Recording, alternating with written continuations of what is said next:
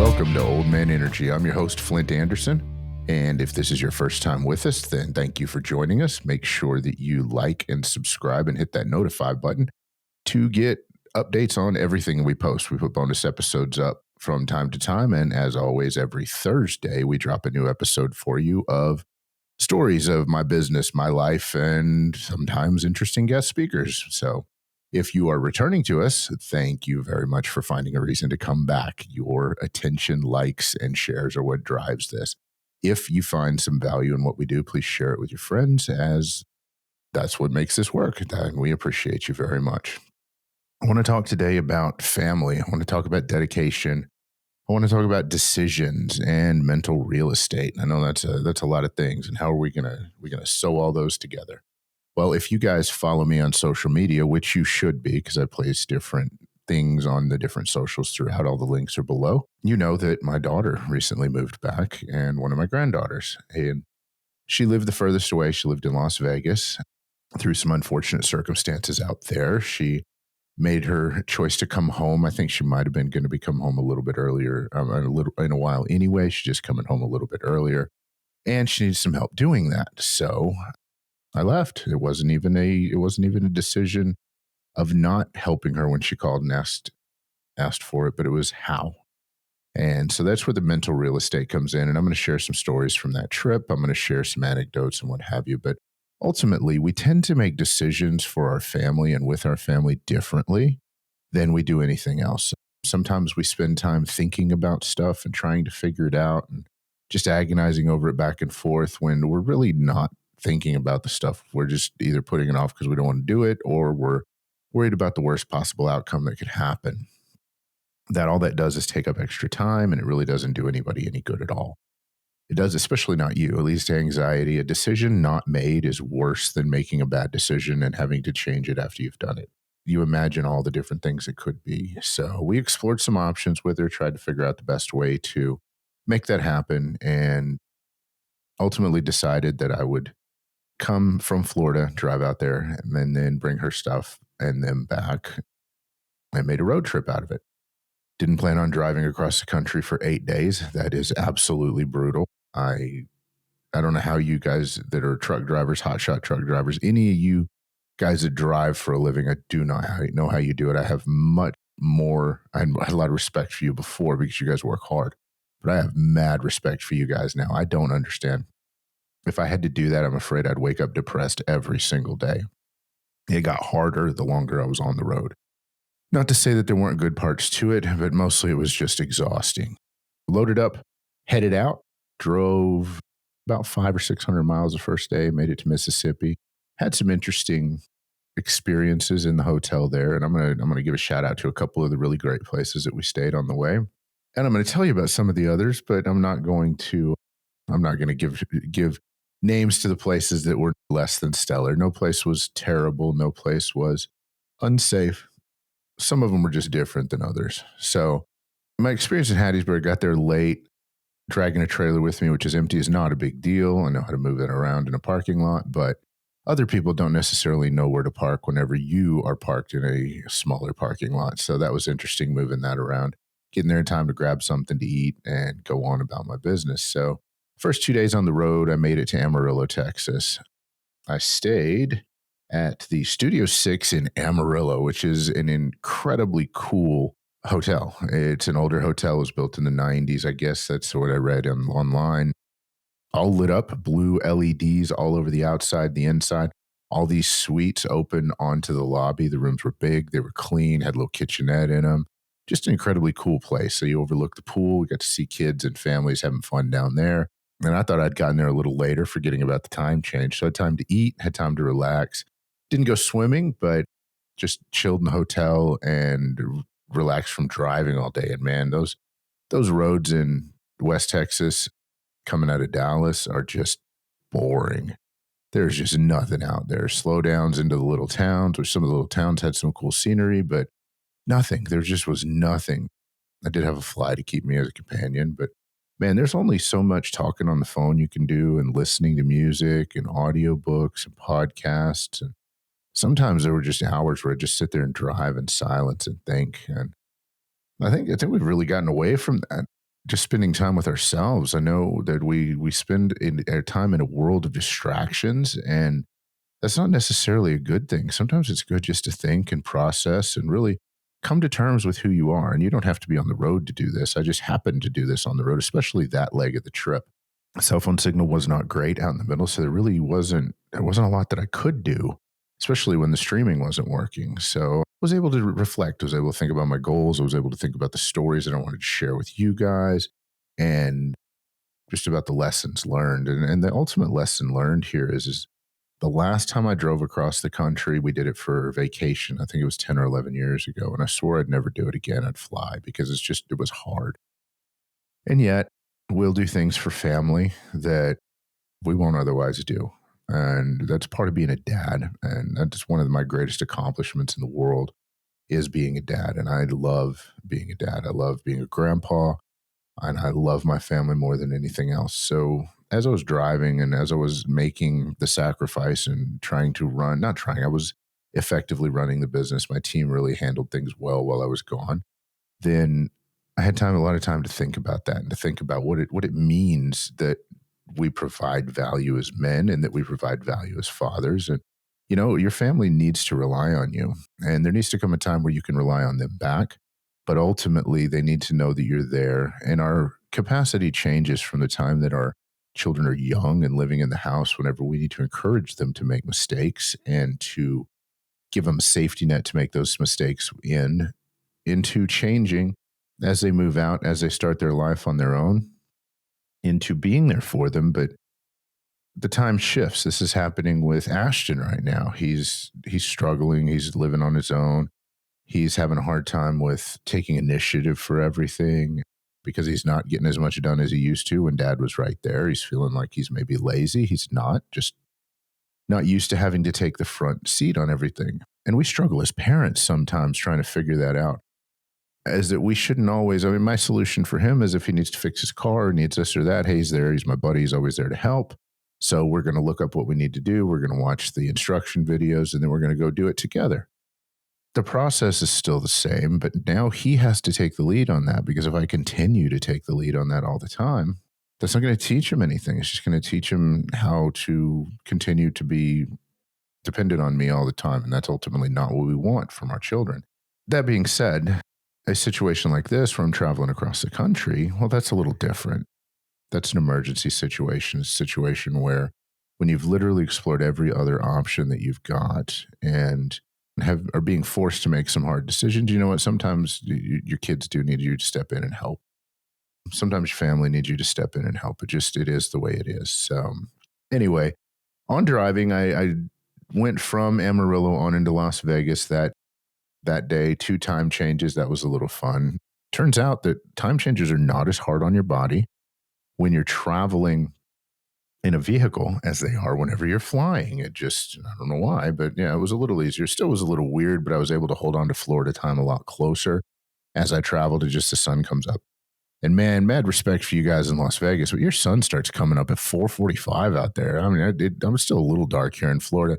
I think it has to do with the direction and the place and the time zone that you're at. But man, I woke up and the sun was already coming up, and I was like, okay, well, and I thought I was up 3 or 4 hours early. As a result, I was able to get a lot of work done before it got too hot out there. And yeah, growing up in the West, I do not miss the ungodly hot temperatures. Although Florida lately has been it's been real similar. We've been in triple digits already this year with 89% humidity. So that's been fun. Got up, got Kirsty loaded up, got Nicole loaded up, and took us, I don't know, we rolled out of there about 12, maybe 11:30. I'm heading back, and I was worried about the trip back. Had planned to take more than 3 days on the way back because of the little one. It turns out by the end of the trip, she was the only one that wasn't complaining. My daughter and I were complaining a lot more than she was. There was one moment when we were about 3 hours from the house that she asked how long we had. We told her it was about 2 hours and 45 minutes, and we got a really big sigh from a very small 6-year-old. And it's just, well, can I please go run around on that grass over there for a minute? Just done. She was done being in the truck. So true to word, we pulled over to rest stop, and she just ran in circles for a while and just got some of that energy out. And when she got back up there, hopped back up in the truck, she was fine. No issues. That's a real testament to her travel ability. Now, she was excited to be coming back to Florida. Both of her sets of her grandparents are here, and Des didn't trouble with me on this one. So she was looking forward to her and knows that we talked every day. We had, where is it? Let's see. Okay, so we stayed in Flagstaff that day. We didn't go far. I was tired from loading stuff. Kirsty was tired from loading stuff and just from being on the road. And plus, we'd promised Nicole that if she was good throughout the day, that she'd get to go swimming, trying to make the trip a little more entertaining. We stayed in Flagstaff at the Hotel Elevate, ELEV, the number 8, newly remodeled hotel. Staff was absolutely incredible, treated us well. Had a couple technical glitches. The room still smelled brand new. Pool had just been resurfaced. It was nice and cool. We got to spend a couple hours swimming. Just that little complex there is a very nice place to stop. We really there's a couple restaurants in the parking lot. There's a gas station right close where you can get amenities that you need. And everybody at the hotel treated us really well. We got a little bit of a late start that next morning. Had a couple flat tires on the trailer. Nothing to be alarmed about. It was just the roads out there are terrible and they're hell on trailer tires. And had a couple meetings. Did it from the hotel lobby, just overlooking the beautiful view of the mountains. And then we got on the road and we headed out. Went into Albuquerque that first day because of some, I don't know, wrecks, construction. I don't know. A 9-hour trip took almost 13 hours. It was pretty brutal. So got into Albuquerque, picked a hotel that supposedly had a pool. They did have a pool, but it was closed. This stay at this one particular hotel in downtown Albuquerque was an experience in reframing because we were tired. We weren't going on anywhere else. We needed to get out of the truck. We needed to rest. It wasn't exactly an unsafe neighborhood, but the hotel was older. Stuff wasn't working the way they said it was working. The pool wasn't working. I mean, just there's so much negative that I could say about this place, but instead choosing to reframe and not allow that to impact this massive amount of driving we've got left in front of us, just chose to make light of it and make the best. The beds were clean. The staff was polite to us. We didn't have an issue there. The restaurant on site was closed, so we ate in the hotel bar, and this was one of the coolest hotel bars I've ever seen.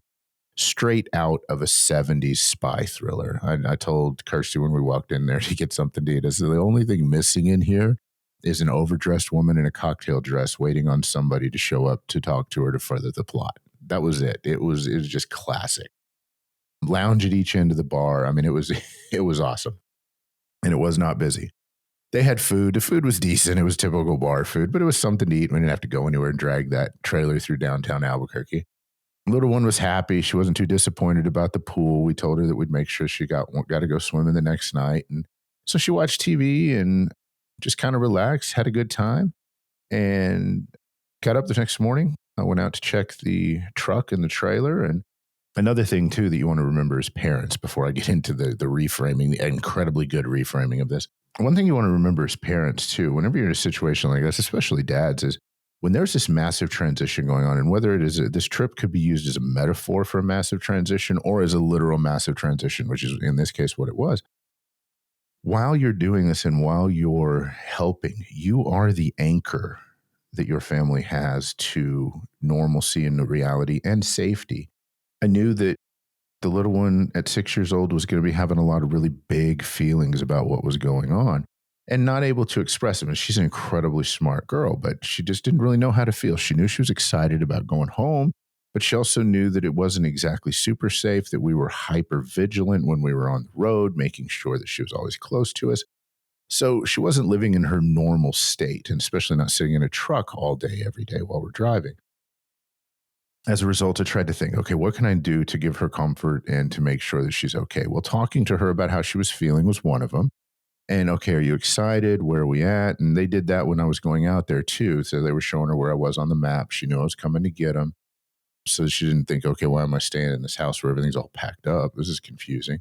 And that leads me to another story about her. She was talking to Des before I left, and she'd known for 3 or 4 days that I was coming to get him. And I went, okay, well, they were just talking about the move and everything else. And she goes, hold on a minute. She goes to her mom. She goes, so are you just going to live here in the apartment by yourself or what? And I hear Kirsty in the background. She goes, I'm coming with you. What? So this how this is it was funny, but it was also a good example of how little ones can process information and not come to the right conclusion initially. Communication occurred, but not quite in the way that the adults thought that it did. She knew she was coming back to Florida. She just didn't know her mom was coming with her at that time. So that was kind of funny. It was kind of amusing, but it points out the fact that this doesn't always happen just with children. This will happen with adults too, especially when we're stressed or when we're in a bad situation, being removed from it. Got to remember to give the folks the chance to just express themselves and say what they need to say, talk about their fears, irrational or not. And, sometimes you just got to have a big cry. She had a couple of those on the way home. Not terrible.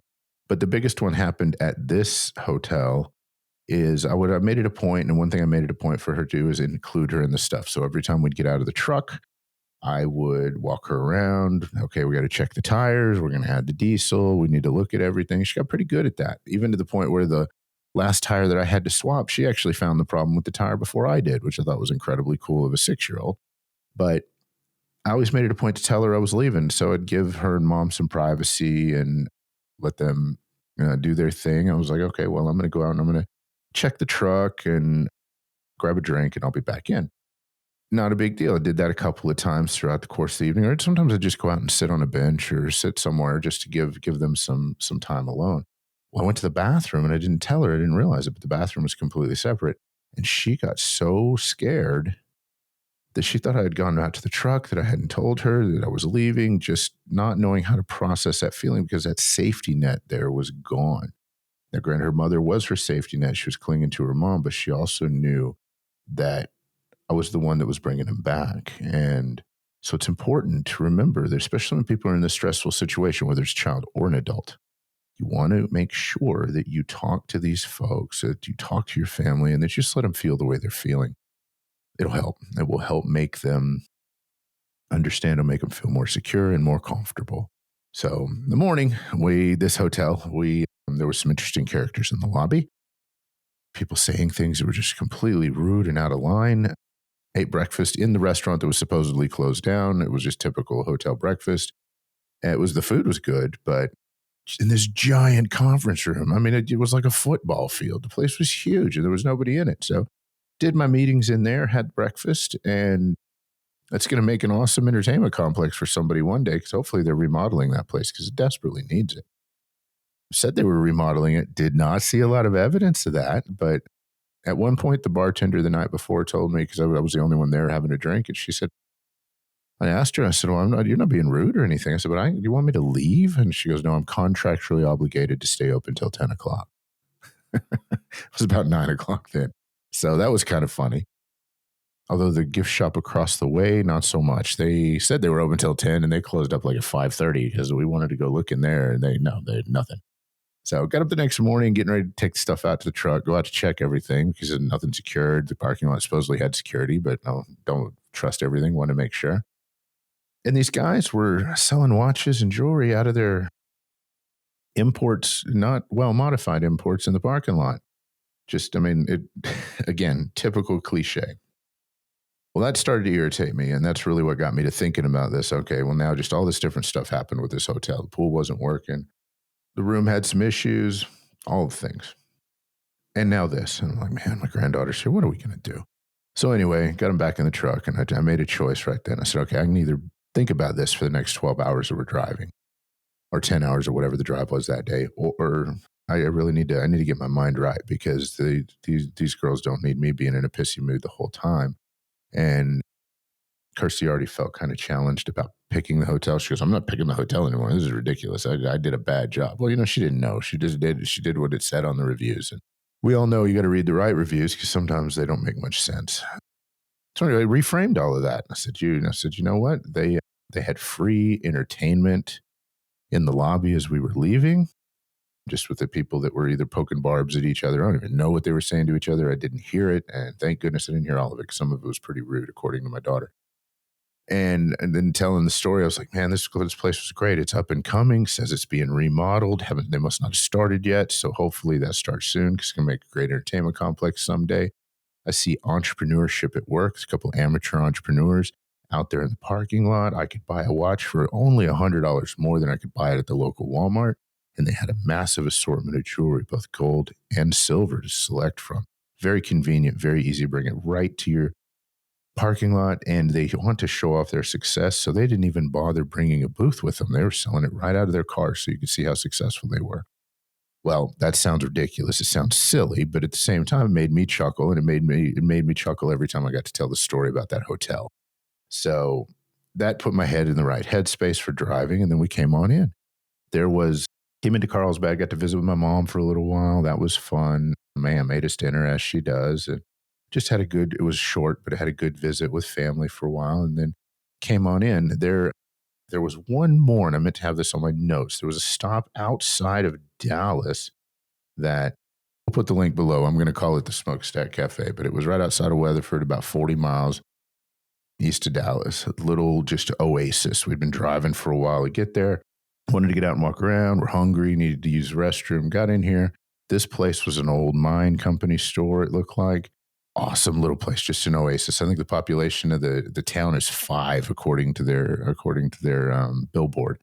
And there's historical photos all over. Excellent food inside this restaurant. Little outdoor store next to it. Place for us to get out, stretch our legs, relax for a little while before we drove on into Dallas Fort Worth. And excellent stop. We're gonna put the links below. I apologize, I didn't research that one properly before for this, but if you have the opportunity to stop in there, give that restaurant some of your business. You won't be disappointed in the food. It's just an incredibly cool little oasis on the road right there. Stayed there for probably about an hour, just letting the girls walk around, relax. They did some shopping, and then we headed out. Stayed in Marshall, I think, and then headed on home into Florida.